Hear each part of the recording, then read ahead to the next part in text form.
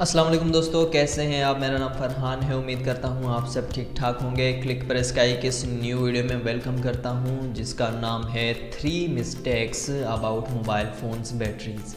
आलमी मार्केट में mobile phone की जिन खसूसियात को सबसे ज़्यादा अहमियत दी जाती है, इन्हीं में लंबी बैटरी या बड़ी बैटरी शामिल है। क्योंकि बड़ी बैटरी के बग़ैर दोस्तों मोबाइल फ़ोन बिल्कुल बेकार साबित होता है, इसीलिए लोग बड़ी बैटरी का ख्याल रखने पर ख़ास तवज्जो देते हैं।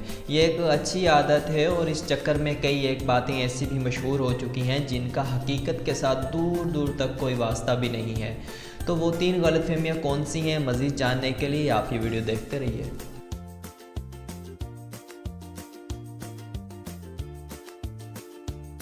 तो दोस्तों अब मोबाइल फ़ोन फटने के वाक़या से मुतल्लिक़ अफ़वाहों को ही देख लीजिए और लोग कसूरवार बेचारी बैटरी को करार देते हैं। हालांकि ये मसाइल मोबाइल फ़ोन की बनावट की वजह से सामने आते हैं। दिलचस्प हकीकत यह है कि आपको बताता चलूँ कि दौर जदीद के तमाम स्मार्टफोन्स लिथियम की बैटरी से चलते हैं और अगर इनमें कोई मसला होता तो हर किस्म का फ़ोन फटने लगता। नंबर 2, चार्जिंग के दौरान इस्तेमाल।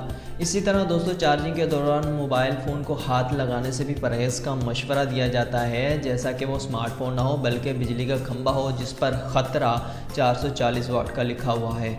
दूसरी बातों की तरह यह भी महज गलत फहमी है कि स्मार्टफोन से बिजली का झटका लग सकता है।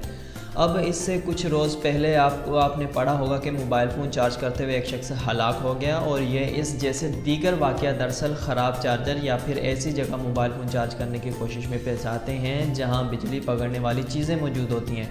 अगर आप अपने कमरे में अच्छे चार्जर से फ़ोन को चार्जिंग पर लगाएं तो फिर गेम खेलें या फेसबुक इस्तेमाल करें, कुछ नहीं होगा।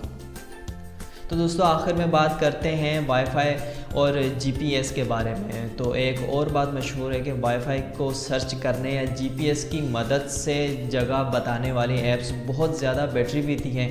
हाँ, ये बात दुरुस्त है कि मोबाइल फ़ोन की हर सर्विस कुछ ना कुछ बैटरी इस्तेमाल करती है, इसीलिए इनके साथ लफ्ज़ बहुत ज़्यादा लगाना ठीक नहीं। स्मार्टफोन की दूसरी सहूलियात जैसा कि फ़ोन कॉल और मैसेजेस वगैरह करने में भी इतनी ही बैटरी का इस्तेमाल होता है जितना कि वाईफाई और जीपीएस का इस्तेमाल होता है।